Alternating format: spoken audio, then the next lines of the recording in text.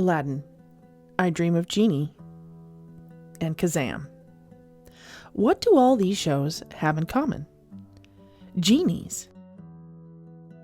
Another thing they all have in common is the depiction of genies that they try to paint. Genie in the Disney movie Aladdin, one of the most memorable depictions to many of us elder millennials and younger Gen Xers, the motor-mouthed, quippy, hilarious, and loving genie who just wants to be free. Genie, the female genie in I Dream of Genie, spelled Genie as in the woman's name. This genie was brought to life by the statuesque Barbara Eden and was there to prove that girls could be genies too. Stuck in a bottle for 2,000 years and ready to mingle. She is released from her confinement to meet her master and fall in love with him. She uses her powers at will, but is full of good intention and pure heart. Then there's Kazam. The towering 7-foot, 1-inch tall Shaq depicts this genie as he is freed from his magical boombox, steps in as a sort of stand-in father figure to the 12-year-old boy. Childish, comedy, slapstick humor, and a cartoonish purple chiffon and pointed gin shoes proves that Hollywood, in one way or another, didn't want to show what genies were truly capable of, or what they really look like. Take all of these examples and take the direct opposite, and that is most likely what they really are. A large percentage of us grew up watching shows depicting genies. However, one thing they almost always seem to do is make them hokey and jokey. The truth of the matter is, genies are not necessarily sweet and bubbly and jokey cartoons at all. There is so much history that I never knew about the Jinn races. Those tuning in for this one, I don't have enough time to cover all the different types of genies and temperaments in the normal space of an episode, so I'll be covering the small blanket to try and break through the surface of these historical spirits. Welcome to the episode, Jinn Djinn Genie.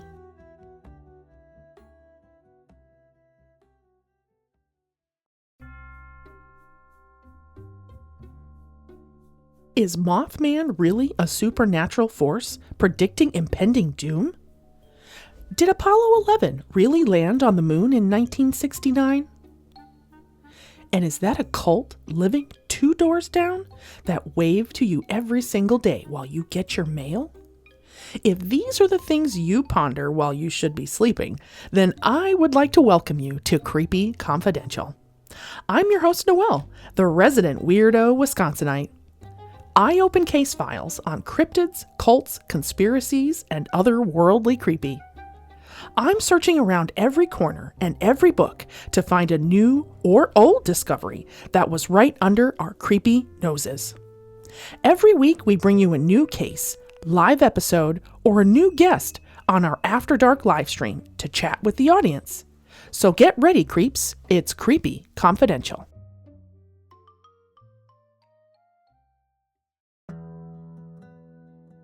Sup, creeps? Welcome back, and thank you for your patience. Things have been a little quiet on the episode front. As many of you may know, Creepy Confidential hit the road with the Library Lectures Tour, with our first class being Paranormal 101. I made it to Wisconsin and back to Ohio, and it was creep-tastic being able to be face-to-face with the Creep Nation and talking about the paranormal. As you guys know, that was kind of my first love. More lectures are on the horizon, don't you worry. Paranormal 101, 102, and 103 will be making its way to libraries near and far, as well as more subjects on the docket. So I cannot wait to bring that to you. July is fast approaching, and that means GhouliCon 2025 is almost here. July 12th and 13th, Creepy Confidential will be at this convention. It is a convention for horror enthusiasts, filmmakers, artists, and industry professionals. And of course, Creepy Confidential is a partial sponsor. We will be vending all weekend, and you can catch an exclusive Phantom Focus panel led by yours truly, as well as a few friends here in the industry. And we will have our Creepy Roadshow there as well. This year's items include our paranormal touch table. This touch table features the stone tape theory experiment. A theory called place memory influenced the development of the stone tape theory in that it helped pave the way for spirits to be attached to specific places. So these are items that we believe may also have similar qualities. During the convention, creeps can stop by our booth and view the items we've collected for this discussion and experiment. The items can be handled by brave convention goers to potentially add their energy to the item for historic reasons. Will your energy be adhered to the coffin nails forever? Or perhaps the Edwardian crystal doorknob? Or can you feel the energy of the years and people past? What sort of actions did these items witness? And are those whispers of memories now in your hand? So I want you to stop by, say hello, check out our touch table, and of course, pick up some Creepy Confidential merch. You're going to go to ghouliecon.com to get your convention tickets. And also something to mention is I will be at the Hexcellence Awards as well, but I will not look like I usually do. So that will be more of an appearance versus something that a table, but the Hexcellence Awards is also something that's happening on the Friday night. So you'll see that at ghouliecon.com. Last thing to mention is to remind everyone that creepyconfidential.com is your one-stop shop for all things creepy. You can listen to the entire audio podcast archives.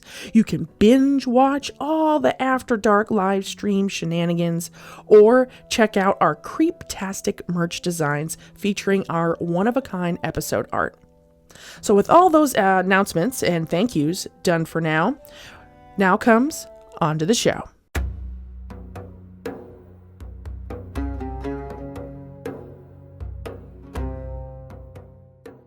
Jinn date all the way back to pre-Islamic Arabia within the Arabic mythology. Many people think that Greek and Roman mythology are the only mythologies that exist, but that simply isn't true. Every country and continent, I swear, has some version of their own ancient mythologies for their culture. Chinese, Japanese, and even Americans have their own mythology systems. The only real difference between them all is the time period when these mythologies may have started, or when the mythologies kind of reign supreme of their power. Many cultures have weird, creepy pieces of historical figures in their mythology that oftentimes existed to help people keep a moral compass, or to try and explain behaviors in the everyday simple human. Some examples that might sound familiar to help set the stage are Papa Legba, Baba Yaga, the Uri, which you may remember from the Aokigahara episode if you've been here before, and many more. All different countries and regions, but all these spirits or beings are known to have a powerful presence and strong behavior. They are never depicted as a lighthearted or, dare I say, comical being. Genie, spelled Jinni, but pronounced how we always know it, genie, in Arabic mythology is said to be a being that inhabits the earth but is unseen to the human eye. They are capable of changing forms and known to have remarkable powers. Now, when I wrote this line, just as a quick sidebar, I should say, when I wrote this line into my information, I couldn't help but hear Robin Williams' Genie say, "Phenomenal cosmic powers." I just couldn't help myself. I'm sorry. You're welcome. Anyway, so belief in jinn was very common, where at the time they were even thought to influence poets with their powers. They were also acknowledged in the Quran and were created in Islam as creatures that are almost parallel to humans and are even capable of choosing between good and evil, and therefore have to face salvation or evil damnation. Interesting twist, because this makes them capable of choosing to be good or evil, and whatever they choose, and they choose their own adventure, they are going to have to answer for their decisions. I personally, though, think this is not realistic, for perhaps like the true genie, but they are already spirits, right? They operate on a totally different plane of existence, but I understand why Islam mythology or other belief in mythologies might do this, would choose to make them on the same playing field, right? They have less of a chance of being loose cannons and always being evil, and not that evil ones wouldn't exist, but the chances would be lower. That's just my 2 cents in kind of trying to see how they might have wanted them to be. Now, the jinn are not just prevalent in Islam and Arabic cultures. They are also a fan favorite in North African, Egyptian, Syrian, and Turkish folklore, and are very popular in their literature. Now, before I get a little too ahead of myself, what I uncovered about jinn is that in ancient doctrine, the beginning of the race could go as far back as a story of Adam and Eve and the battle between God and the devil. The devil was jinn himself, and when he refused to bow down to the image of Adam, God's creation, he was expelled from the heavens, and this is what kicked off the war against God and man. Later, the jinn, now known as the devil, is who tricks Adam and Eve in the Garden of Eden, at least according to the Quran, as I understand. The part I found interesting is that while this instance says that the devil is jinn, not all jinn are evil. In Islamic tradition, many served as friend and helpers to the everyday man, although interaction with each other was very discouraged. In Arab traditions, the jinn are said to be the original inhabitants on Earth, and actually once ruled the planet after battling other life forms known as Jinn and Bin. Jinn were wind creatures, and Bin were made from water. I took this as a battle of the elements, with the jinn being the victors. An 11th century Persian cosmographer placed the jinn's creations even earlier with God's creation of life before the creation of humankind. The Persian would go on to pen a book with a title I'm not going to try and take a crack at in their original language, but translated into English is Marvels of Things and Miraculous Aspects of Things Existing. Wow, what a title. Now, under this description of the animal kingdom, he wrote a chapter including monsters, demons, and you guessed it, jinn. Also mentioned are beings referred to as Rim and Tim, with some suggesting that the Rim, Tim, Hin, and Bin are all connected, being Nephilim, offspring from the sons of God and the daughters of man. Of the different mythologies, something interesting is that in the Muslim imaging of the jinn, they are of the shadow world, existing amongst humans but not visible to them.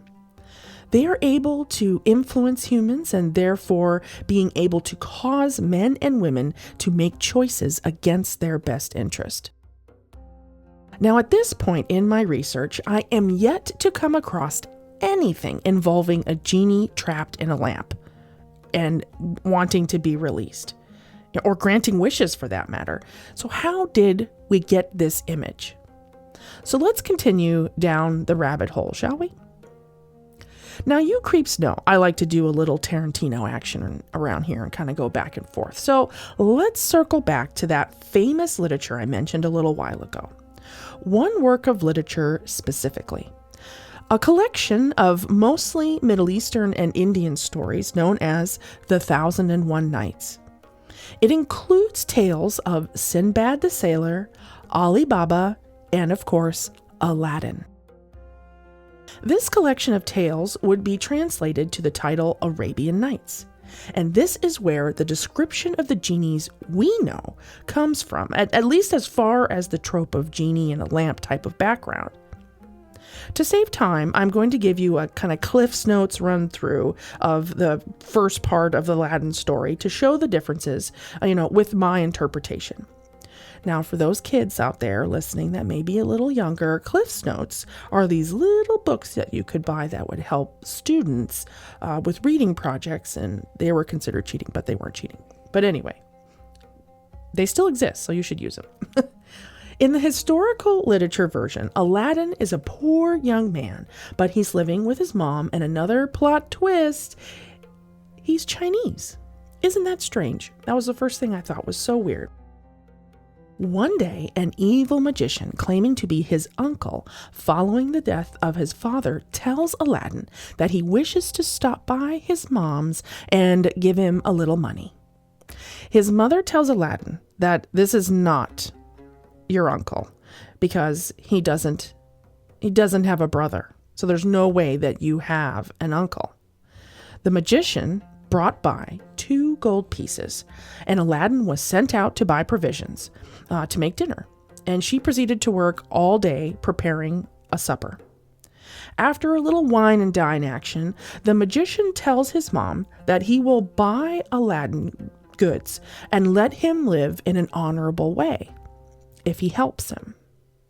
Now, fast forward, and it turns out this dude needs Aladdin to proceed into this mountain to bring him, you guessed it, a lamp. He tells Aladdin he's going to give him a magical ring. And he also tells him that under this stone in the desert, there is hidden treasure, destined to be his, that will make him richer than the greatest monarch on earth. The magician tells him that no one other than him is allowed to enter the cave or lift the stone that he speaks of. Aladdin asks his supposed uncle to help him lift the stone, for it is just too big. And he tells Aladdin, I cannot help you, or it will not show you the cave in the mountain. There should be red flag number 1 for him. But anyway. So Aladdin lifts the stone, and a staircase is exposed. He's warned to touch nothing other than the lamp that he is sent in there to retrieve. Do not let his clothes touch the walls, because if he does, he will die. He is instructed to collect the lamp, pour the liquor from the lamp, and discard the wick.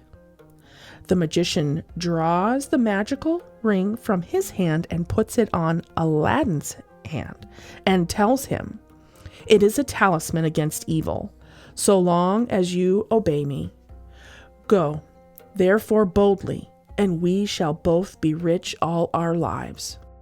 He does all that he is told, until, on the way out of the cave, he stops at one of the gardens in the cave and stops to observe the trees. He notices that the trees are loaded with extraordinary fruit of all kinds of colors. But it turns out it is not ordinary fruit. Now, the white fruit are pearls, the clear and transparent ones are diamonds, the deep red ones are rubies, the green ones are emeralds. And goes on to notice that all the different color fruit are other precious stones. Aladdin, ignorant to the value of what these gorgeous stones would have been, he just would have preferred figs or grapes and something that he could eat. But he filled his purse and bags, not knowing the value of the riches that he was grabbing. He returns to the opening of the cave, and he tells his uncle to lend him a hand so that he can get out of there. The only thing that uncle wants is the lamp, and tells Aladdin to pass him the lamp first. Frustrated that Aladdin just wants out first, he flashes on him. and recites an incantation, causing the cave to close on him. It was at this point he realized, finally, that this was not his uncle, because now he was trapped within the earth of this cave. The truth was that the value of this lamp was high and would make whoever possessed it richer than any earthly ruler. But the catch, it had to be given to you voluntarily as a gift from another person. Hence, him getting Aladdin to get the lamp. A desperate Aladdin began to pray in the darkness that he was entombed in, and upon pressing his hands together, grazed the magical ring on his hand, and suddenly out pops a genie. The genie asks, "What wouldst thou have? I am ready to obey thee. I serve him who possesses the ring on thy finger, I and the other slaves of that ring." To which a desperate Aladdin says, "Whoever thou art, deliver me from this place." And boom, out of the cave, back at the opening. No sign of disturbances in the sand, and no sign of the opening of the cave. After the night of being back at home, overnight the next day, him and his mother discover they have no food, and Aladdin's mother brings him the lamp to discuss that this may bring us money. She took some fine sand and water and began to rub it, to clean it. In an instant, genie of a gigantic size appeared before her. It spoke, and of course again says, "What wouldst thou have?" The terrified mother faints, and Aladdin, who's already seen one of these things back at the cave, snatches the lamp and barks at the genie, "I am hungry. Bring me something to eat." The genie disappears immediately, and boom, silver plate full of food. Now the story doesn't just have the genie in the lamp, but now we also have the genie in the ring. And that was something I came across, was that genies were kind of trapped in various things. But this story is where we get the genie from the lamp. So my next question is, if the movie depictions are generally a good jinn and not an evil one, then are there historical mentions of evil genies? It turns out there is a very specific mention about a very familiar sounding being, ghoul. Sound familiar? Ghoul in the history of genies is a treacherous spirit of changing shape. This spirit is the origin of where kind of us horror people know, or nowadays, but back then, also the word ghoul. The corpse-eating, grave-robbing creature we've come to know and love in modern day, if you're a weirdo like myself. But plot twist, these creatures typically were female entities. Another place you may recognize this kind of name from, ghoul, was Ra's al Ghul, the famous character in the DC comics, where he is the leader of the assassins. So also kind of a, not so nice guy. I was personally most interested in the ghoul in this whole research because it seriously left the norm of what is typically represented for genies, the whole nice genie part. Here in the West, that's what we think of as that nicety. But I also have more history researching ghouls, as they are mentioned heavy with the grave robbing times of our world history. Could they be related all the way back to being a relative of genies? Not necessarily like an origin of where the word comes from, but could they be related? Not unlike the Wendigo of Native American folklore, they were once human, but brought the curse on themselves by their cannibalistic behaviors. In Arabic folklore, they can also shapeshift, often taking the form of a hyena or a hound.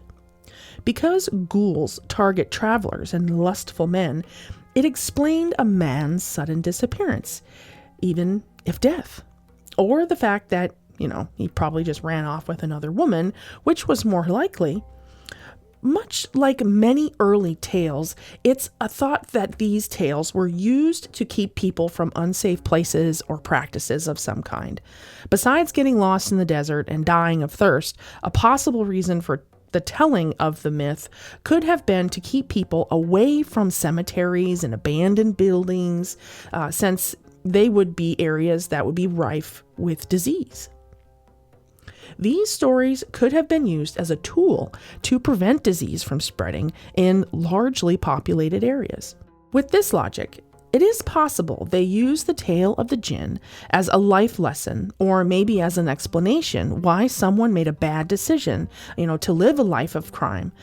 They have then something to blame, that mythical creature can be blamed, and then they don't have to take the blame themselves.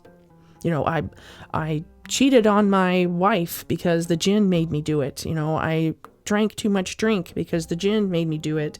It could all be blamed on that. Like I mentioned, jinn have been a famous favorite figure in North African, Egyptian, Syrian, Persian, and Turkish folklore.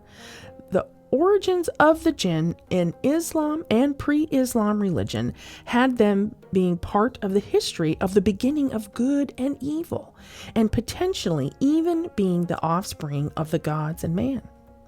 With endless powers such as these races of jinn, after all these years, where have they gone? Before I leave you, there's a brief description, a traditional story, which tells us why jinn may have disappeared.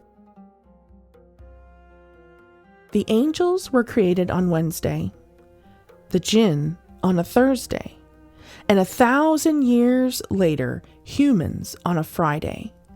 These three races coexisted peacefully until corruption, violence, and greed overcame the jinn. The warnings of God were ignored, and he was given no choice but to send the angels to purge the jinn. Most of them subsequently died, and the few jinn that did survive were exiled from earth for eternity. I want to thank you for joining me today for today's episode, Jinn Djinn Genie.